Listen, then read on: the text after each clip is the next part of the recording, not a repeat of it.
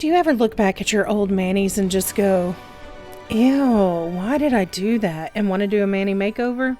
We're going to make over this one. It's been 2 or 3 years since I've done that one. You know, the concept was cute, but in typical JILLIES nails fashion, I went way overboard with the polka dots. I am not good at dodicures. I don't know if anybody knows that. So I'm going to show you what I redid this manicure as, like a mani makeover, right? I'm going to use SE Skinny Dip as a base color. I love this shade.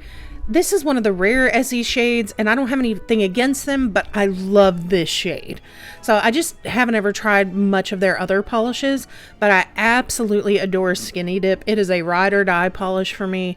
If your skin tone is similar to mine, this is so good for your natural nails, but better look, right? So I'm going to go in. I did put on 2 coats.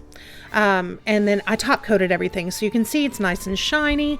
It just makes my natural nails look a little bit better. I am going to grab these cuticle protectors from Maniology. I said this in my last review from the November box. I love these things. I adore them. I think they're great. They work fantastic, but they're $8. So as I say, when things are too expensive, you can stick it with the sausage. I am not going to pay for those, but when they come in my Mani by Me boxes, I love them and I'm very happy. I'm also grabbing the M052 plate. I discussed this in a recent video about the TikTok nail hack thing. I didn't like it. I prefer to do this. Look how pretty this French is going to come out. And what I'm going to do instead of doing dots is I'm just going to layer colors over each other. So I'm not going to make you watch me stamp color after color after color after color, but I did white as a base, and then I did orange, and then I did purple. And some of them are a little off center here or there, whatever, but I still like this design so much better. Look how cute that is. And then I put my little bow back on.